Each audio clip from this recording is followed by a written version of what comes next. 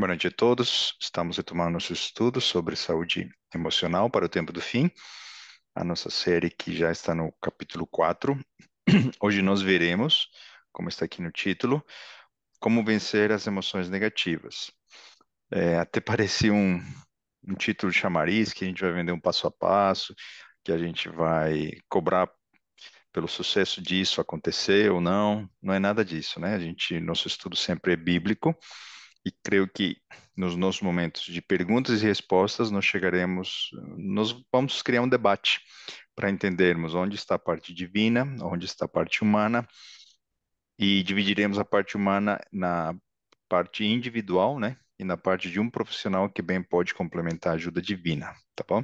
Então, com essa introdução, a gente não quer aqui eliminar qualquer ajuda de um psiquiatra, de um terapeuta, de um psicólogo, ok? Porém, vocês têm visto de que Deus, como nosso Criador, tem nos fornecido princípios que vão muito além de qualquer atuação de qualquer ser humano, tá bom? Então, com isso em mente, nós pegaremos o conteúdo anterior e aplicaremos como agora entendemos já os pensamentos que geram emoções, sejam eles positivos ou não, e como isso nos afeta. Jesus proveu a solução através das suas feridas, né, que nós estudamos semana passada, e hoje estudaremos o caso de um personagem bíblico que venceu, tá bom? Os seus pensamentos e emoções negativas. Antes de abrir a palavra de Deus, por favor, irmã Marilanda vai orar por nós. Oremos. Senhor, nosso Deus e nosso Pai, somos imensamente gratas a Ti, Senhor, porque o Senhor tem nos abençoado, tem nos capacitado para compreender cada vez mais o Teu propósito de nos orientar através do Johan, ó Deus. Abençoa de uma maneira muito especial a ele, para que ele possa continuar pesquisando e nos orientando. E que todas nós, Senhor, tanto que estamos agora ao vivo, como depois de gravado, as pessoas possam ouvir e pôr em prática, porque muitas vezes sofremos por causa da nossa imaginação doentia, Senhor Deus. Sê com o Senhor mais uma vez, sê com todos nós. Te agradecemos porque o teu santo e bom Espírito vai estar conosco atuando. E somos também imensamente gratas pelo sangue que Jesus derramou por cada um de nós. Te agradecemos por todas as bênçãos, em nome de Jesus. Amém. Amém. Obrigado. Muito bem. Então, já no nosso primeiro slide, nós, com uma frase, recapitulamos um estudo de uma hora, né? O que Jesus fez por nós, o que ele suportou, porque nos amou ao extremo, de forma incondicional. Nós estamos conectados a ele e nós nos identificamos com ele, porque os nossos sofrimentos são aqueles que Jesus decidiu passar, não aliviar, e de forma lúcida e clara, ele decidiu assumir as nossas marcas. Muitas delas, 10, não vou usar uma proporção, né, em intensidade, em dor e sofrimento, mas ele padeceu muito mais do que nós imaginamos. Ele carregou sobre si todas as angústias da humanidade, tá bom?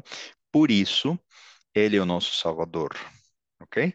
Então, nós falamos que não apenas a morte dele é necessária para o nosso exemplo e nosso exercício de fé, tá bom? Porque suas feridas também têm uma função no grande conflito para nos resgatar de onde nos encontramos, porque é nelas que nos encontramos a cura, ok? Dito isto, vamos para o texto bíblico que nos diz o seguinte: quem pode entender os seus erros?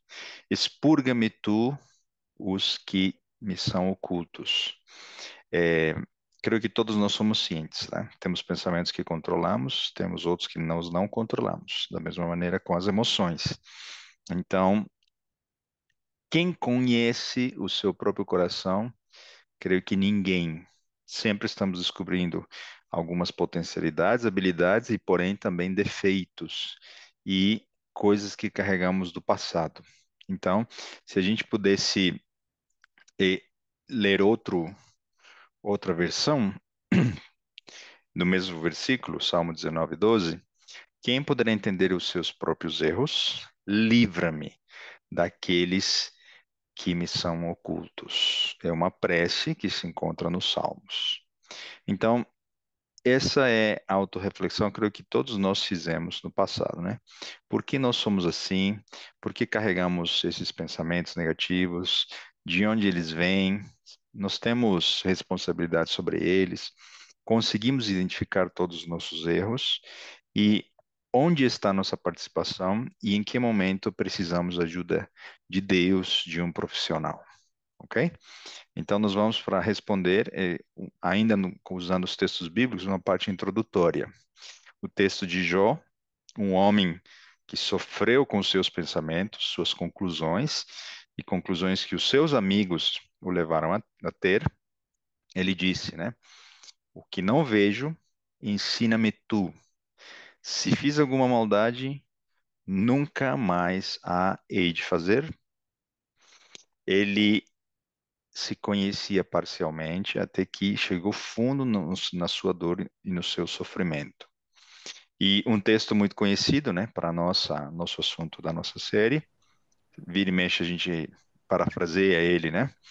Enganoso é o coração mais do que todas as coisas, e perverso quem o conhecerá?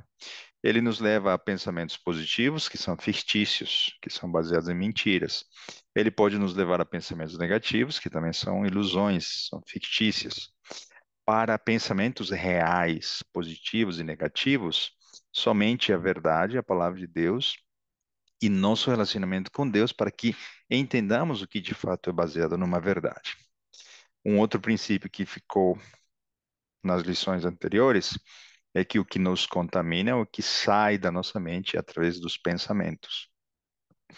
E nessa perspectiva, nós vimos de que nós somos o que cremos e o que nós cremos começamos a pensar e sentir. Dessa maneira, ou acreditamos em verdades ou acreditamos em mentiras, ok? E ali está o dilema. Como saber se o que estamos acreditando é verdade ou é mentira, se o nosso coração é enganoso? Por isso, o texto anterior, né? Sonda-me, livra-me. Aí vem a ajuda divina para todos nós, ok? E parafraseando o texto, né, que está aqui, é, sonda-me, ó Deus, e conhece o meu coração.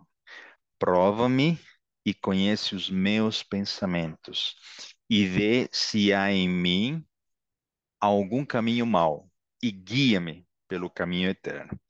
Essa deveria ser nossa prece, né? Diariamente. Sonda-me, porque somente ele pode chegar até o último neurônio, a última sinapse e retirar dali algo que deseja mudar em nós para nos salvar. Então, é possível vencer as emoções negativas? Onde está a participação humana? Onde está a participação divina? Através das feridas dele que nos curam, né? E como se dá essa conexão na nossa mente, tá bom? Ainda no âmbito da introdução, identificando quem nós somos, né? O espírito é o que vivifica. A carne para nada aproveita, dentro dessa questão do coração enganoso. As palavras que eu vos digo são espírito e vida. Ou seja, ele veio para mudar o nosso espírito, o qual depende do nosso intelecto e a nossa força física. O pecado se enraizou nos três pilares da nossa vida, né? Espiritual, mental e física. Porém, a cura se inicia no aspecto espiritual, ok?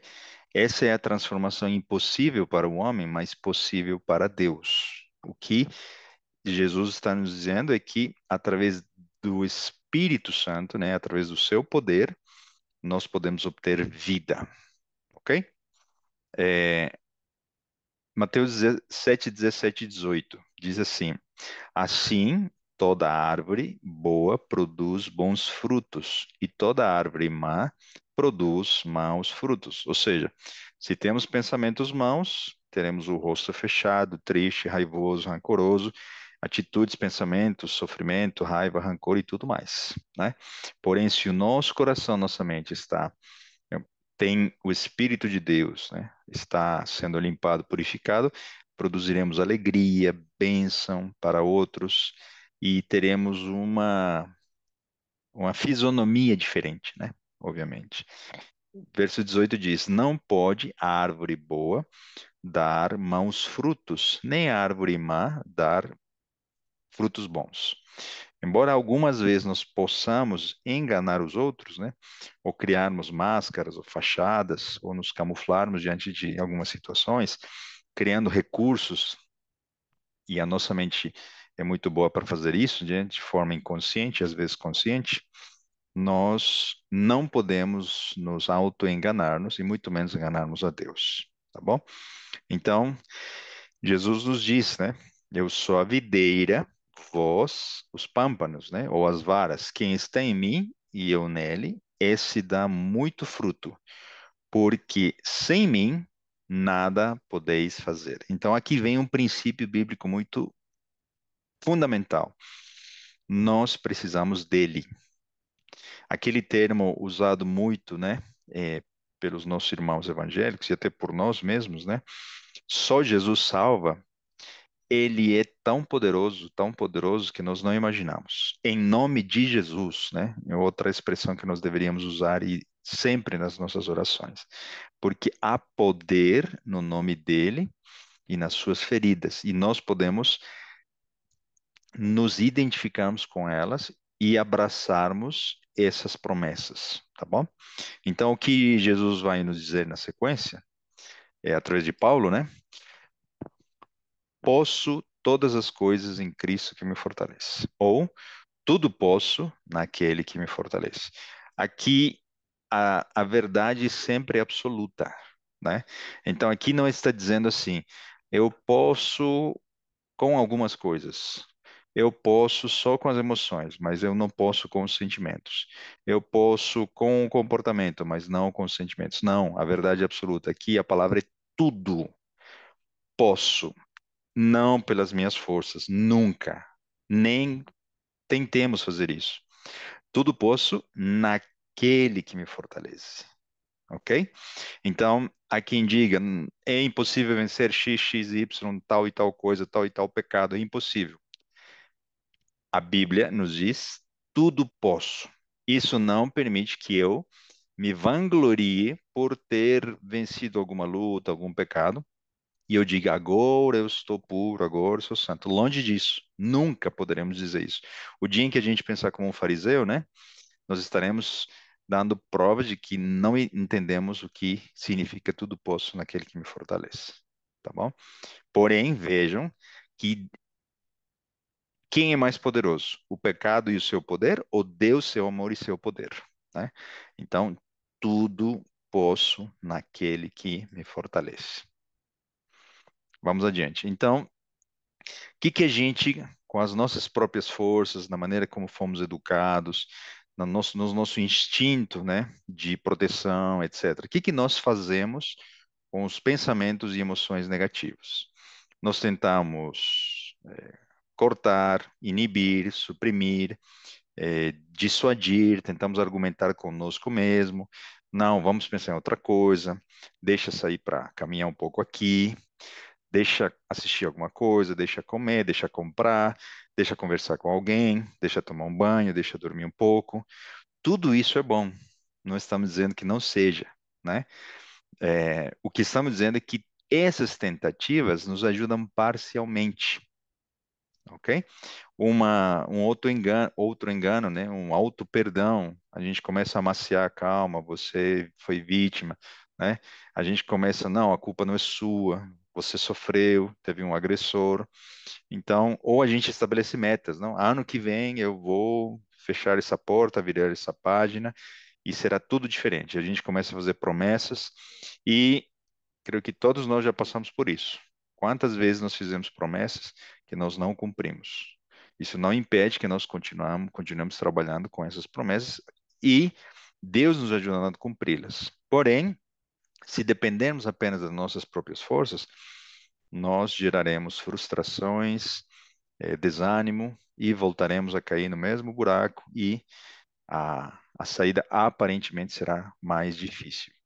Então, um princípio básico, né, assim como a salvação tem esse princípio, ela é de graça, né? É um presente não merecido.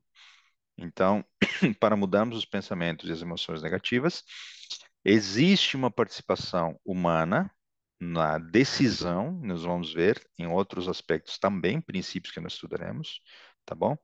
Porém, a parte mais difícil e complicada, o milagre, é feito por Deus. Nossa participação é limitada, porém é essencial, ok? Então, que fique claro isso, que eh, podemos ajudar, mas não apenas com essas tentativas.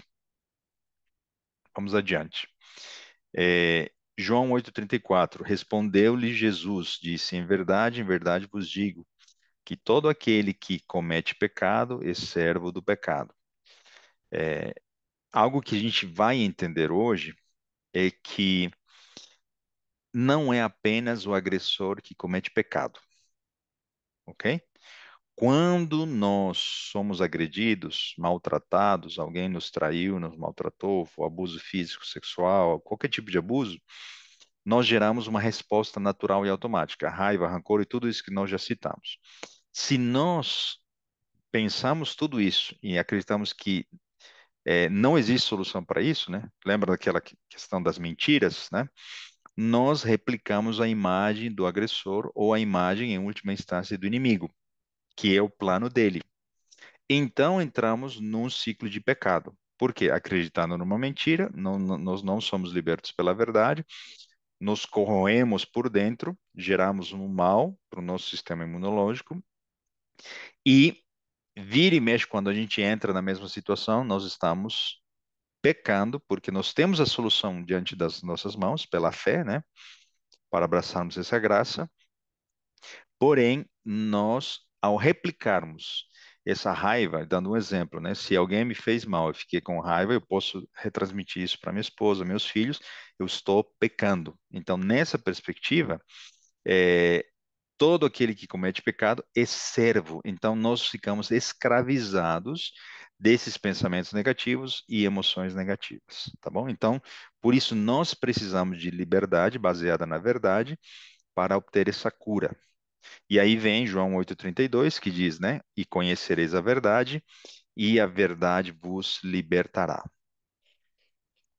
Então, eu não consigo vencer essa luta com os meus erros, minhas tendências, meu passado e as mentiras e as convicções que são baseadas num coração enganoso.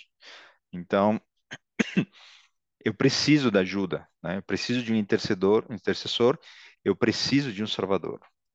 Por isso, convinha que em tudo fosse semelhante aos irmãos, para ser misericordioso e fiel sumo sacerdote naquilo que é de Deus, para expiar os pecados do povo. Então, ele pode ser nosso Salvador porque ele passou por tudo que nós passamos. Ele sentiu na pele.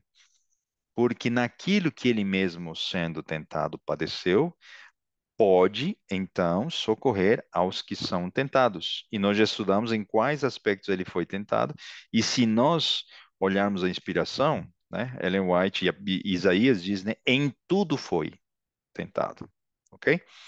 Vejamos o texto bíblico que confirma isso, né, Hebreus 4,15.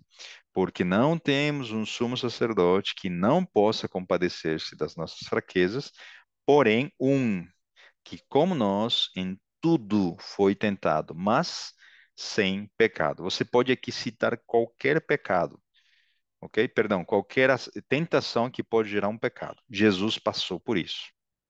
E nós pegamos os principais com os quais nos podemos identificar na semana passada, tá? Então, em tudo como nós, porém sem pecado. Por isso ele se tornou o nosso Cordeiro, nosso Salvador. Então, ele não aceitou as mentiras propostas nas tentações por Satanás. Ele venceu ao sentir o que nós sentimos e criar uma identidade. De maneira que agora que pela graça nós aceitamos seu sacrifício e seu perdão, nós pertencemos a ele, ok? Vamos para outro texto bíblico. 2 Coríntios 10:15 diz, né? Destruindo argumentos, em outros textos aparecem destruindo maquinações.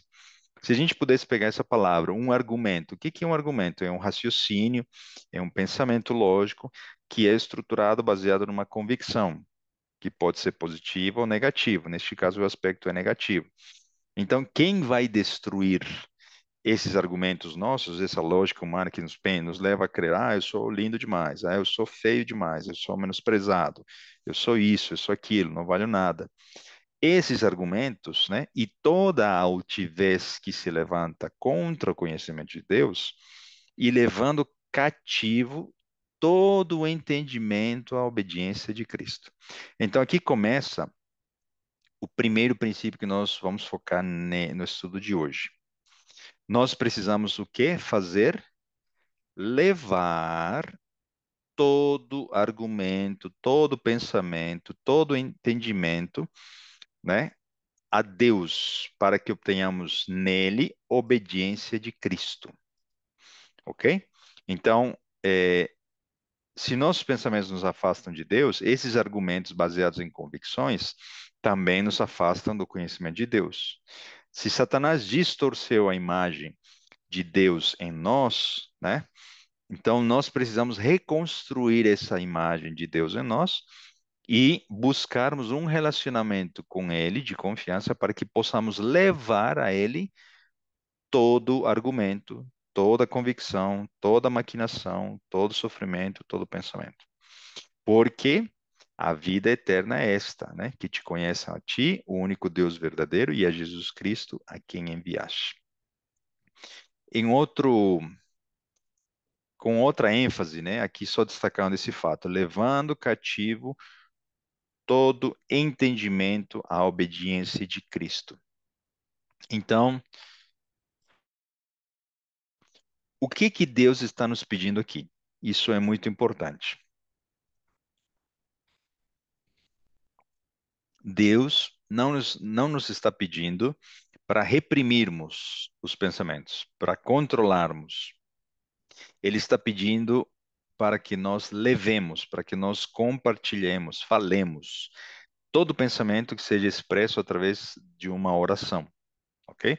Então ele não está nos pedindo controle seus pensamentos, ele não está pedindo perdoe seu sentimento de culpa, ele não está pedindo assim, olha, sinta vergonha, porque depois a vergonha vai inibir esses pensamentos. Ele não está pedindo nada disso, ele não está pedindo faça promessas, pague penitências, tente, se esforce. Ele não está pedindo isso, ele está pedindo leve todo pensamento cativo para Deus. Ok? Vamos para o texto seguinte, ampliando esse princípio. Não estejais inquietos por coisa alguma. Filipenses 4, 6 a 8. Antes, as vossas petições sejam em tudo, né? Então não podemos esconder nada a Deus. Devemos abrir o nosso coração a Ele. Em tudo sejam conhecidas diante de Deus pela oração e súplica. Aqui está a resposta, né? Pela oração e súplica, com ação de graças. E a paz de Deus, que excede todo entendimento, guardará os vossos corações e os vossos pensamentos em Cristo Jesus. Quanto ao mais, irmãos, tudo que é verdadeiro, tudo que é honesto, tudo que é justo, tudo que é puro, tudo que é amável, tudo que é de boa fama, se há alguma virtude e se há algum louvor, nisto pensai. Aqui está outro, esse texto é maravilhoso, né? Aqui está outro motivo do nosso sucesso. Quando eu levo todo pensamento para Deus, negativo e positivo, por que não, né? Também, ele eu transfiro para ele, existe um princípio, né, da transferência espiritual. As minhas cargas são pesadas para mim, eu coloco nos ombros de Cristo, que são muito leves para ele, e nessa transferência, Deus gera uma mudança nos meus neurônios da minha mente, de maneira que eu começo a pensar em quê? O que é verdadeiro, o que é honesto, o que é justo. Então, há uma justificação de pensamentos, né? Eu, sem merecer, depois de abrir meu coração, eu recebo de volta a bênção de um pensamento puro, se iniciando na minha mente. Ok? Então, antes de irmos para o nosso personagem bíblico, eu gostei dessa frase e por isso que eu copiei aqui. Nós podemos falar com Deus sobre nossos pensamentos e sentimentos negativos. Imediatamente que nós sentirmos, abertamente, honestamente e continuamente. Ok? Não escondamos, não guardemos para si, não tentemos trabalhar eles, não tentemos encontrar a saída por nós mesmos, tá bom? Então, imediatamente, abertamente, honestamente e continuamente, através da oração. Paulo diria, né, em Hebreus 4,16: cheguemos, pois, com confiança ao trono da graça, para que possamos alcançar misericórdia e achar graça, a fim de sermos ajudados em tempo oportuno. E a promessa ainda continua: tu conservarás em paz aquele cuja mente está firme em ti, porque ele confia em ti. Isaías 26. Ou seja, quando eu levo todo pensamento impuro para Deus, sem ter medo de que ele vai me condenar, vai me julgar, e o que ele está pedindo, ok? Então, minha mente se conecta nele, se enraiza e fica firme nele, de maneira que diante dele não tem como ter um pensamento impuro. E ele começa a substituir os meus pensamentos e sentimentos para a vontade dele, né? Próximo texto, Isaías 29:6 diz: porque um menino vos nasceu, um filho se nos deu, e o principado está sobre os seus ombros. E se chamará o seu nome Maravilhoso, Conselheiro, Deus Forte, Pai da Eternidade, Príncipe da Paz. Quem é o nosso guia? Quem é nosso exemplo? As suas feridas nos curam, as suas feridas nos salvam. Ele pode nos libertar da nossa angústia, ansiedade, dor, sofrimento, etc. Tá bom? Então, nós aqui agora vamos iniciar o estudo de caso, tá bom? Nós vamos analisar a vida de um homem através do texto bíblico e esse personagem é Davi.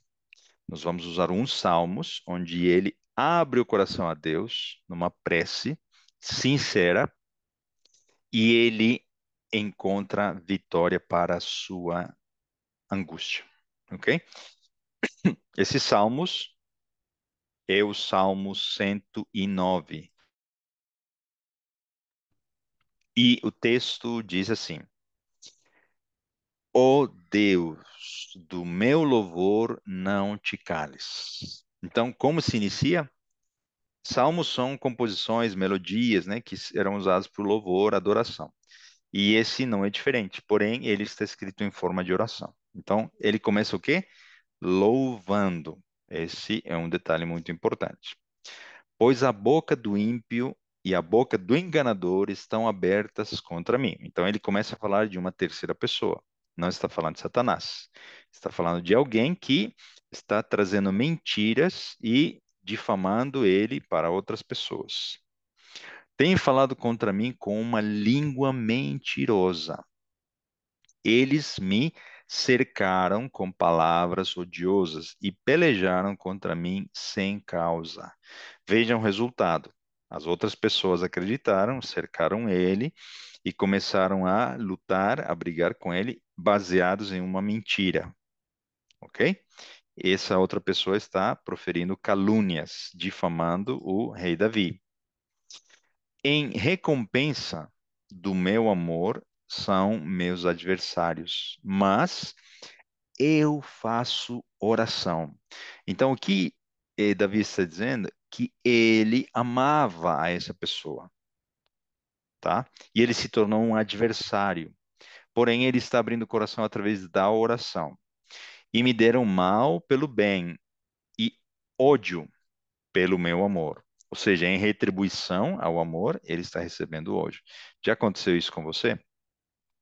Então, ele era essa pessoa era alguém que ele amava, era próximo a ele, e Davi começa a descrever com palavras duras o que ele está sentindo, ok? Ele poderia bem ter feito justiça pelas próprias mãos, creio que até ali ele já aprendeu que esse não era o melhor caminho, tá? Mas ele preferiu orar a Deus para que Deus fizesse justiça. Então, como você se sentiria se você passasse por uma situação semelhante?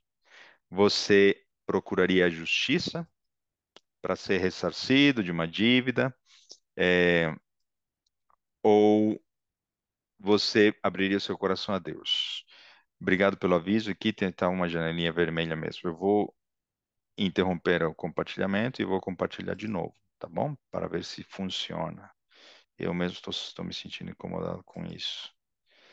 Isso é um detalhe do Zoom, não sei por que acontece às vezes. Ok? Parece que sumiu. Não. Aí está melhor?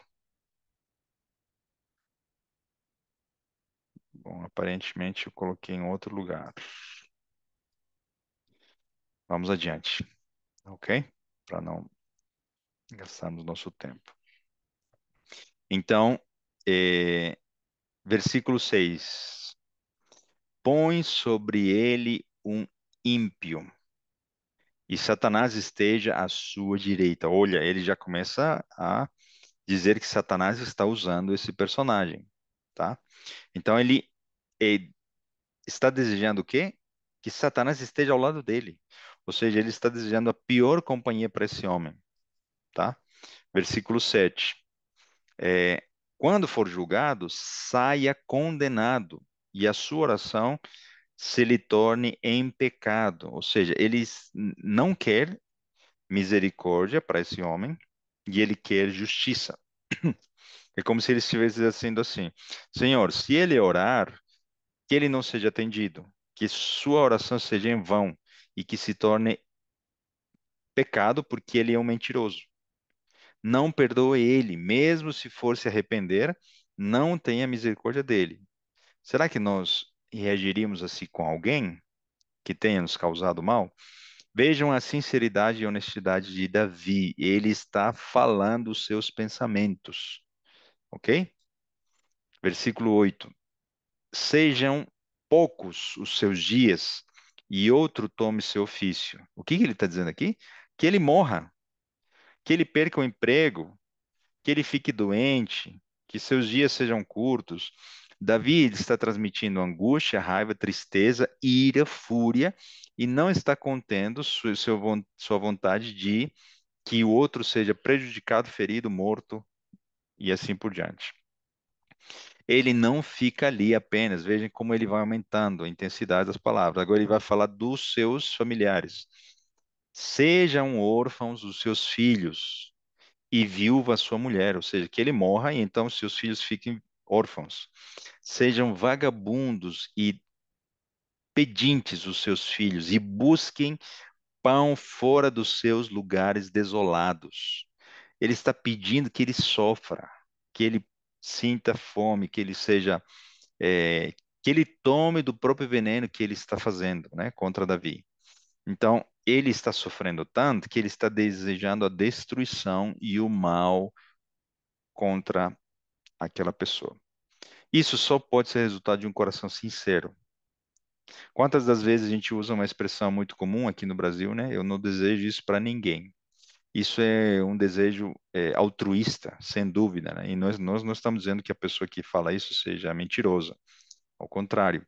Porém, quando nós falamos para Deus numa prece, e se nós não sentimos isso, não adianta falar isso só para ficar bonito para os outros, e muito menos para Deus, né? Então, às vezes, sentimos o quê? Desejo de vingança, de justiça. E se Davi sentiu, e se isso foi registrado e foi inspirado pelo Espírito Santo, tem um propósito, um motivo ser para nosso exemplo e ensino, tá bom? Então, podemos seguir o exemplo de Davi sendo sinceros com Deus. Vamos adiante. Ele vai muito além, né? Este salmo, ele é muito diferente dos outros, né? A raiva de Davi vai se intensificando. Será que nós cantaríamos um louvor usando esse salmo como exemplo, uma melodia? Muito difícil a princípio pensarmos assim, né? É, vamos adiante, versículo 11 e 12. Lance o credor mão de tudo quanto tenha, e despojam os estranhos do seu trabalho, ou seja, que ladrões, pessoas, justa ou injustamente, levem os seus bens, que ele perca, né, todo o dinheiro que deve para alguém. Não haja ninguém que se compadeça dele, nem haja quem favoreça os seus órfãos. Olha que terrível que um homem, segundo o coração de Deus, está pensando dessa pessoa, né? Ele não para e continua no versículo 13 em diante. Desapareça a sua posteridade. Ou seja, ele está dizendo assim agora, que seus filhos morram. Olha que terrível. Que ele desapareça, que a sua família fique eliminada da face da terra. O seu nome seja apagado na seguinte geração. Esteja na memória do Senhor a iniquidade de seus pais, e não se apague o pecado da sua mãe. O que Davi está dizendo aqui? Ele está desejando a morte da descendência e está pedindo que, inclusive, os pecados do seu pai e de sua mãe, não se apaguem. Ele está sendo muito duro aqui, está expressando ódio, raiva, rancor. A solução para Davi aqui, no seu senso de justiça, é que Deus elimine todo o rastro, a existência desse homem, para que ele possa ter paz e tranquilidade. Isso é uma verdade ou uma mentira? Lembra da primeira ilustração da serpente? Se eu sou picado pela serpente e ela coloca veneno no meu sangue, adianta matar a serpente? Não. Adianta que serve de alguma coisa que essa serpente se transforme num cordeirinho? Não. Então, nosso senso natural de justiça é pedir a Deus que essa pessoa desapareça, viaje, morra, etc. Tá? Então, Davi aqui, ele está orando com sinceridade e ao mesmo tempo está louvando a Deus. Isso é um exemplo para nós, tá? Versículo 15. Perdão. Antes sejam sempre perante o Senhor, para que faça desaparecer a sua memória da terra. Então, que ele seja eliminado e todo registro dele e da sua família seja apagado. O que Davi está desejando é correto? Todos nós podemos dizer, sem sombra de dúvidas, que ele está errado ao pensar tudo isso. Ele está pecando. Jesus posteriormente falaria, né? Pensar, odiar alguém, o meu irmão, é como se eu estivesse planejando e já consumando o pecado do não matarás. Ok? O que não está em questão aqui é se ele está em pensamento infringindo a lei de Deus. Não, isso é claro que ele está fazendo isso, tá? Mas o que ele está fazendo aqui é que em sinceridade está louvando a Deus porque ele está cumprindo aquela promessa, né? Está levando todo pensamento escondido diante do trono de Deus. Então, é, creio eu que depois dessa terapia divina, ele não descarregaria todo esse ódio nos seus familiares, filhos. Porém, se nós não seguimos o exemplo de Davi, podemos transferir essa raiva, esse ódio por alguém para outra pessoa. E então, o que que nós fazemos? Nos tornamos agressores em maior ou menor escala, tá, comparado com aquela pessoa que nos fez, e nós passamos a replicar, refletir a imagem desse agressor, e em última instância, é, estamos levando adiante o ciclo vicioso, né? De repetir, transferir o sofrimento que outra pessoa nos causou. Vejam o que Ellen White comenta a respeito da oração. A oração não é uma expiação pelo pecado. Não possui em si mesma nenhuma virtude ou mérito. Todas as palavras floreadas de que possamos dispor não equivalem a um único desejo santo.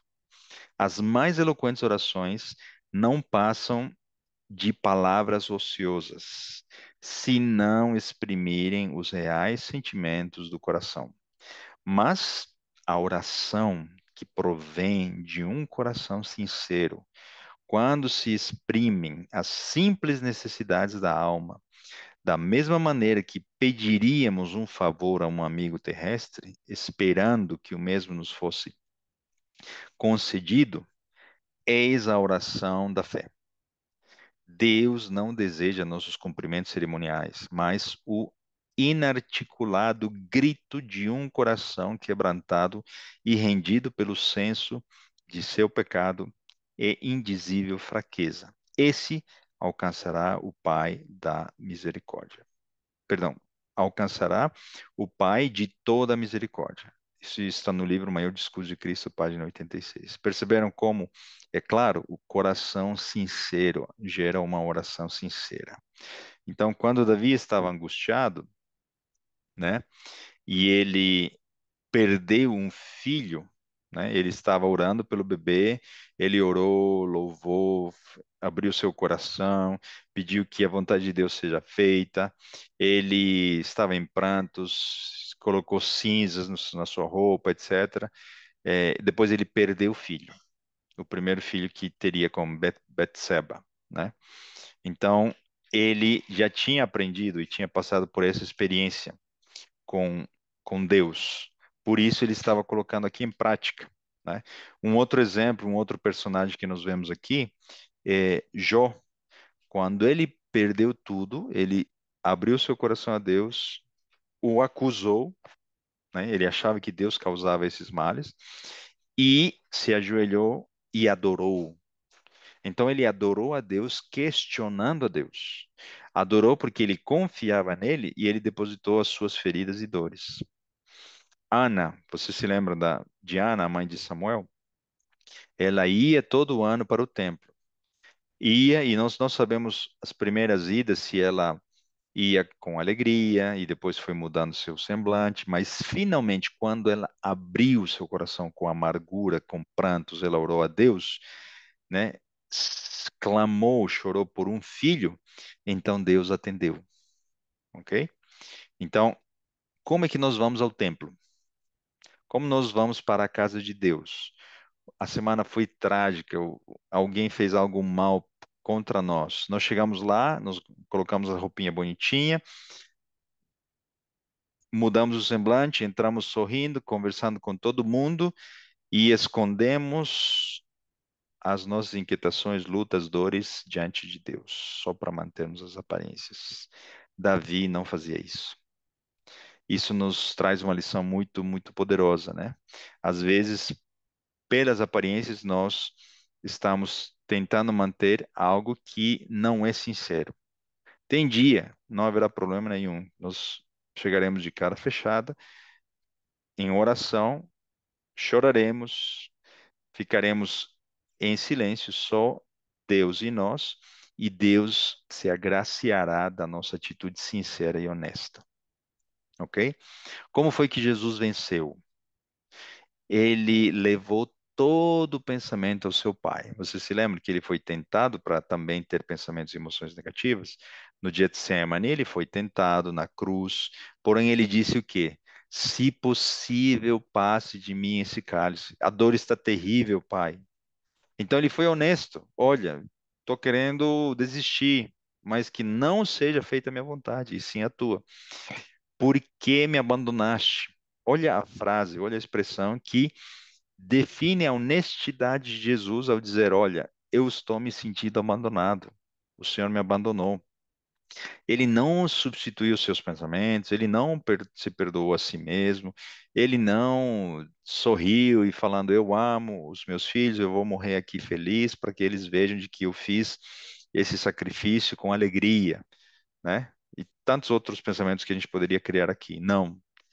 O interessante do texto bíblico também é que nenhum personagem bíblico ele consegue ou se perdoa a si mesmo. Às vezes nós fazemos isso, né? Não, você está certa, pare de pensar assim, o outro está errado, então não sofra mais. A gente coloca pensamentos na nossa mente que são, entre aspas, de autoajuda, também não serve, Então, um princípio que aqui está sendo declarado é que a honestidade total representa entrega.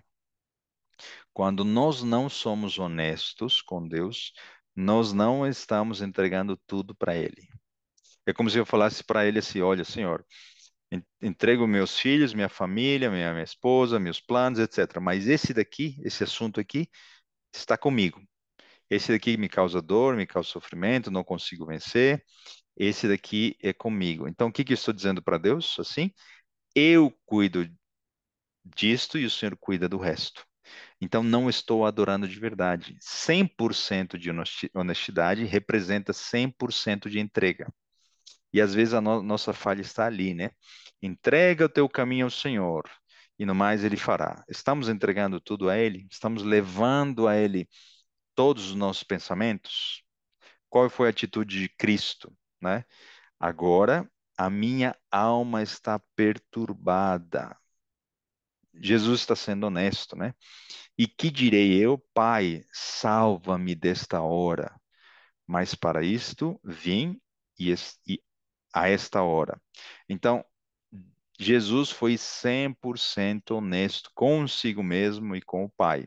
Ele foi honesto com a missão que ele sabia que tinha que cumprir, embora estava difícil, já estava querendo desistir, mas ele entregou em pensamento seu estado de ânimo para que Deus desse forças para ele, para que ele terminasse de cumprir a missão.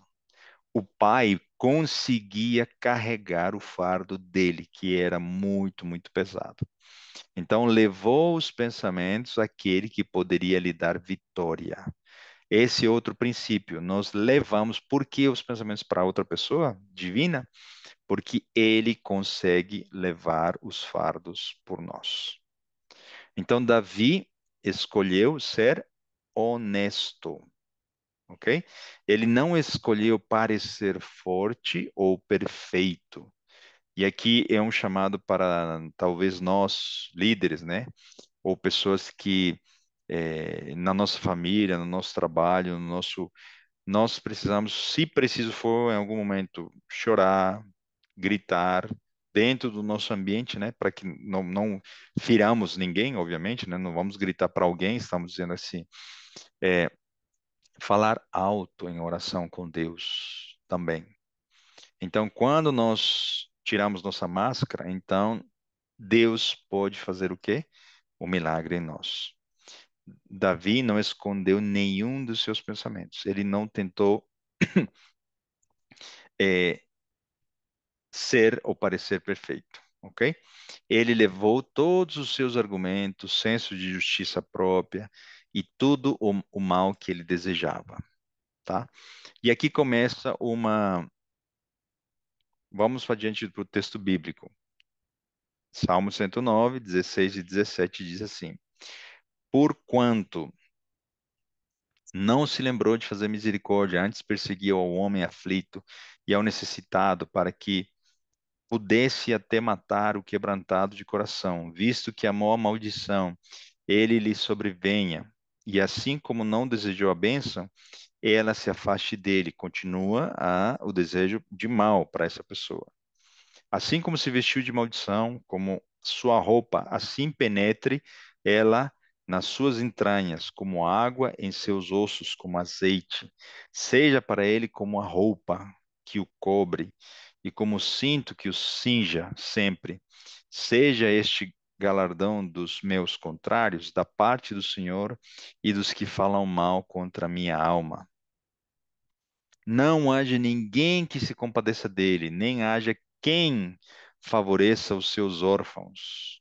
O que Davi está dizendo aqui? Aqui ele passou do limite. Ele está dizendo assim: não tenha ninguém misericórdia dele. Versículo 16. Agora eu estou comparando o 12 e o 16. Porquanto não se lembrou de fazer misericórdia a favor de mim, né? Antes perseguiu ao homem aflito, ao necessitado, etc. Então, Davi ele não quer misericórdia para outra pessoa. Ele está se tornando o agressor, o assassino, o vingador. Então percebam que o plano de Satanás está se cumprindo no coração de Davi, porque ele chega ao ponto de replicar desejos do inimigo para essa pessoa, tá? Então ele se torna um abusador, um agressor em um momento chave de adoração. Vejam esse paradoxo, né? Então, qual é a nossa atitude?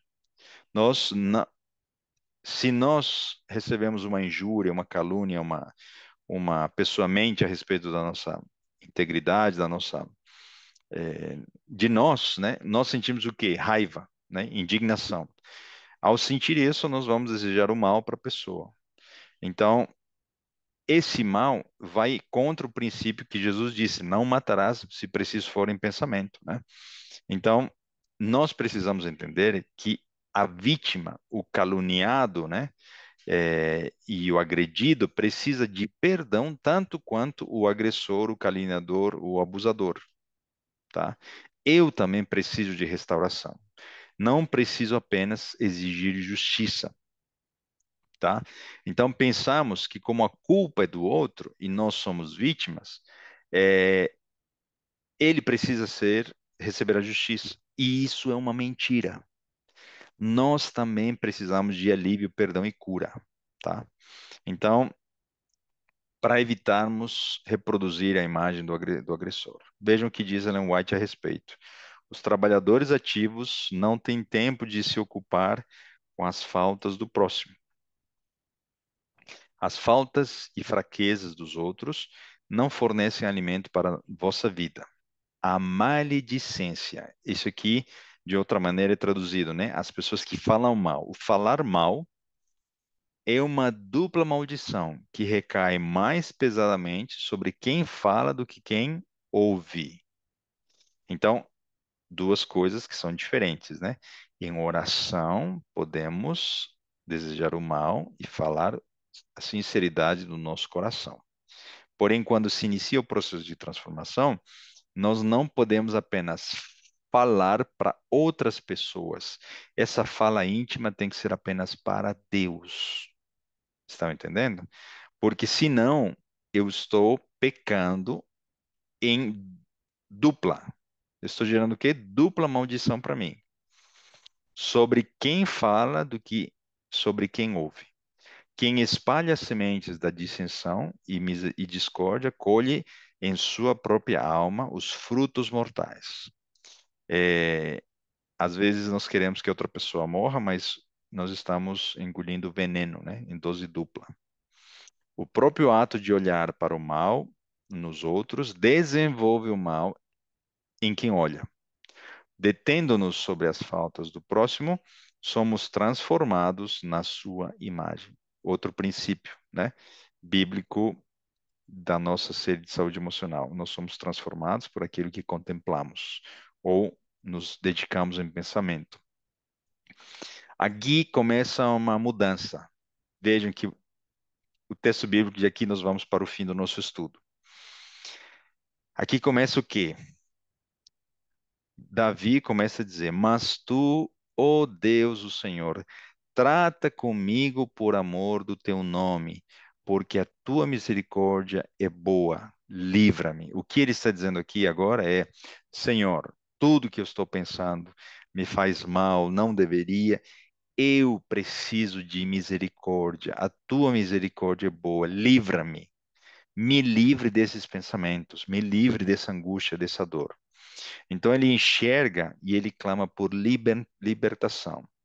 Em hebraico, a palavra misericórdia é a palavra reset, que alguns teólogos entendem que vem da mesma raiz para representar a representação do útero de uma mãe. Ou seja, é um ato divino que apenas, né, tem uma ilustração com o amor de uma mãe, tá? Então a graça é algo imerecido. A misericórdia é algo a mais que eu recebo em dose dupla desse amor maravilhoso, tá bom? Então, os salmos representam clamor e súplica é, em expressões muito lindas onde aparece a palavra misericórdia, tá? Esse homem não queria misericórdia, Davi não queria misericórdia para esse homem, mas ele reconhece que ao pensar tudo isso, ele precisa de misericórdia. Aqui continuamos na mudança de Davi, né? Porque Deus está tocando já o coração dele ali. Ele diz assim: pois estou aflito e necessitado, o meu coração está ferido dentro de mim. Precisamos falar para Deus quão ferido está o nosso coração. Chorar, implorar, descrever o que sentimos, tá? Aqui, Davi está entendendo que Jesus depois falaria, e nós já sabemos, né? O que contamina o homem é o que sai de dentro dele. Ele, quando ele começa a colocar o foco na misericórdia de Deus, o foco em Deus, ele deixa de ser vítima, ele deixa de ser o centro da situação, ou o agressor deixa de ser o centro e ele encontra a salvação quando o foco da sua atenção é Deus e os seus atributos divinos, tá bom? Então, Davi muda da raiva, olhando a misericórdia de Deus, então vê a sua dor interna. Agora, Davi confia a dor do seu coração a Deus, tá? Isso é fé.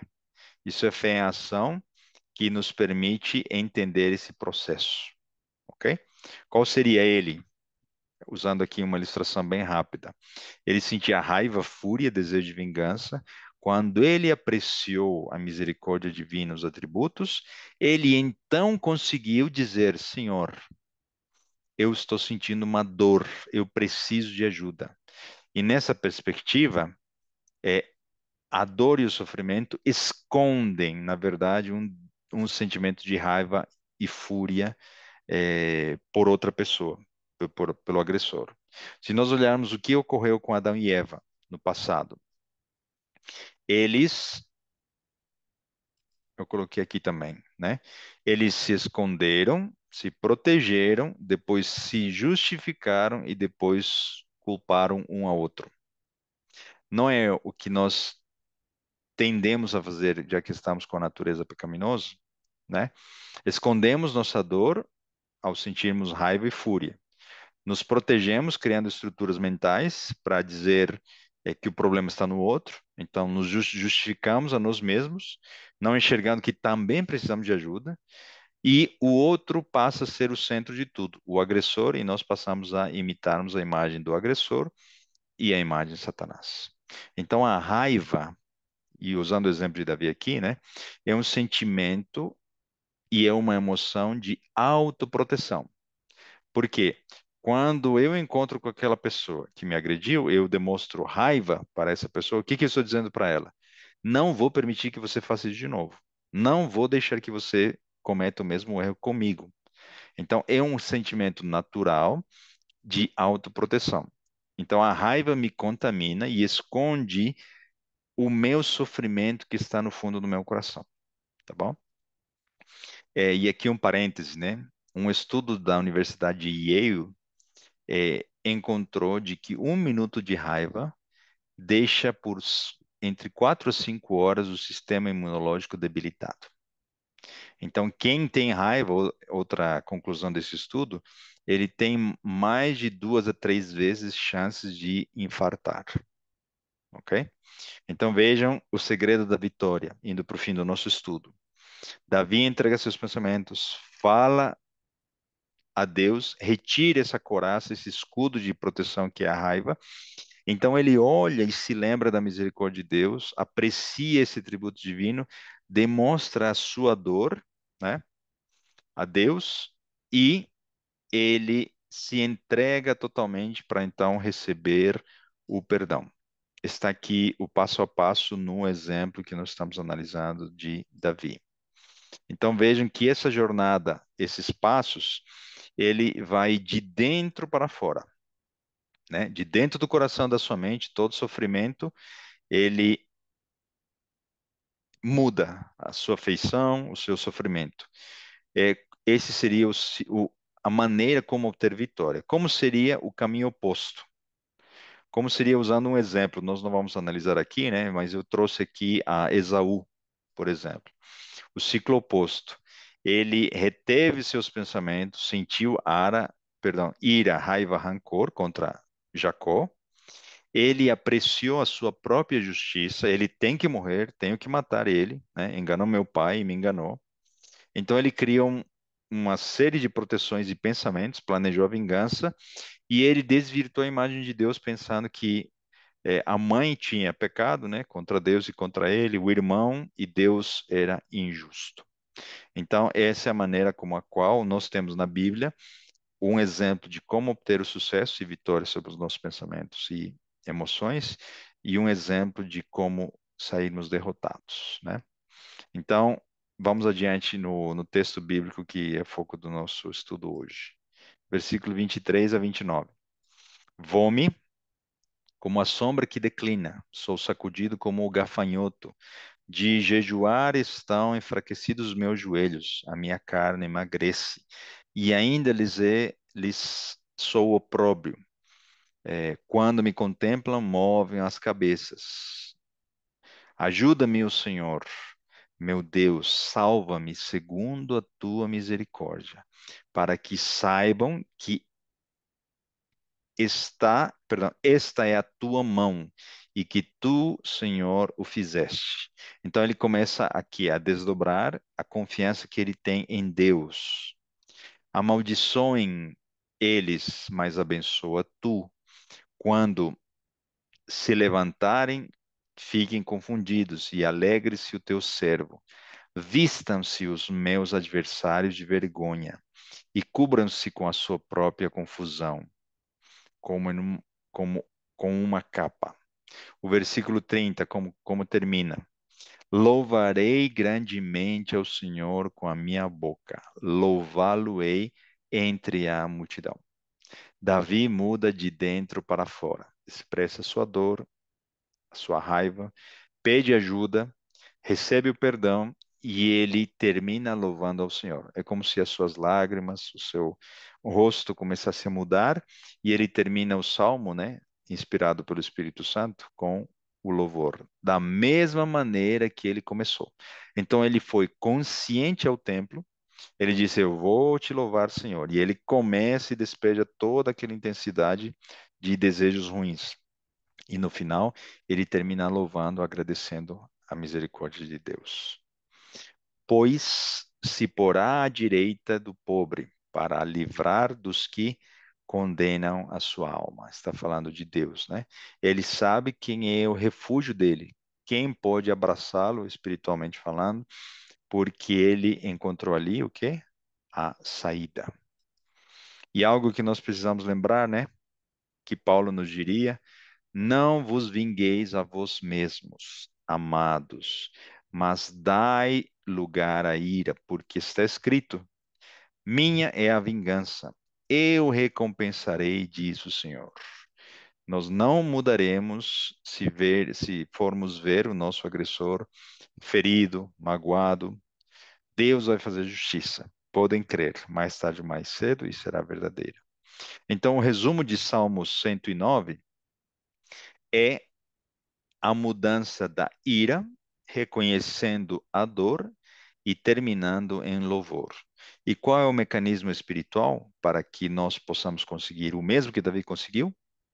A oração. Jesus se identificou com Davi. Jesus foi caluniado, falaram mentiras contra ele, foi tratado injustamente. Ele se decidiu se tornar impotente diante dessas agressões. Ele entregou seus pensamentos, né, sua dor e sofrimento a Deus, no Getsemane, na cruz do Calvário, no deserto da tentação. Ele se sentiu abandonado, uma dor que nós não imaginamos, porque essa separação entre pai e filho é algo que não cabe à nossa mente, não cabe na nossa mente, né? Então, ele também foi tentado para sentir raiva. Como foi que Jesus teve a vitória? Através da oração.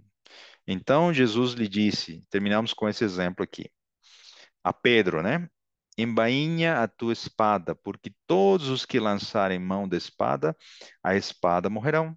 Ou pensas tu que eu não poderia agora orar a meu Pai e que ele não me daria mais de 12 legiões de anjos? Vocês se lembram quando Judas veio e o entregou com um beijo?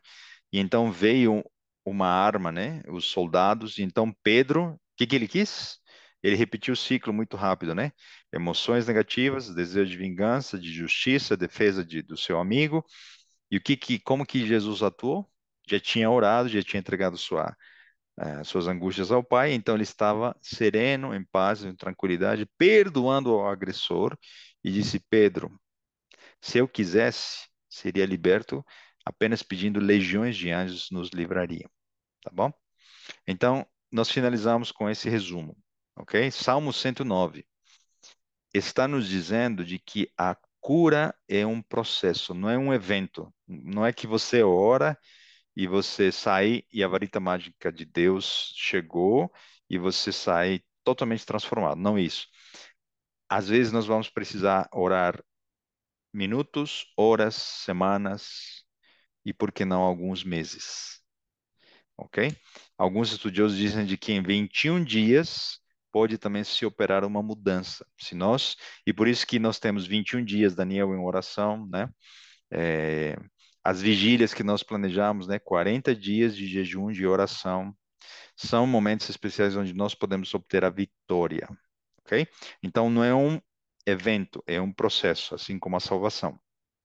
A cura vem somente de Deus, a cura não depende da mudança do agressor, a cura não depende da entrega, perdão, a cura depende da entrega, pensamentos e emoções a Deus. Ao entregar a Deus meu coração ferido, Ele pode me mostrar minhas crenças, pensamentos e sentimentos negativos. Então, permito a Ele que remova, substituindo por perdão, paz, amor e fidelidade. Jesus se identifica com todos esses meus pensamentos e sofrimentos, porque ele adquiriu o direito para ser como um de nós e ganhar nossa confiança. Só Jesus nos salva, podemos confiar nele. Deus examina e esquadrinha nosso coração, né? Podemos substituir qualquer pensamento negativo se aplicarmos estes princípios. De maneira que nós podemos dizer: E a paz de Deus, que excede todo entendimento, guardará os vossos corações e os vossos pensamentos em Cristo Jesus. Que Deus nos abençoe para que nós possamos, a cada dia em oração, ir ao colo, aos braços de Jesus, entregando nossos sentimentos negativos, emoções negativas para obter dele vitória. Que Deus nos abençoe. Vamos orar. Querido Senhor, nosso amado Pai, nosso Deus, estamos aqui terminando mais uma vez um estudo, entendendo as verdades da tua palavra a respeito do que Davi fez em sinceridade. Ele abriu seu coração e entregou todo sentimento e toda emoção negativa diante de ti, e ele obteve, através da sua misericórdia, o perdão, a cura, e ele foi transformado. Nós queremos acreditar nas tuas promessas. Sabemos que Davi e Jesus passaram por essas situações e foram vencedores. E para nós também é oferecida a mesma graça, o mesmo poder em nome de Jesus. E por isso nós pedimos no nome dele. Amém.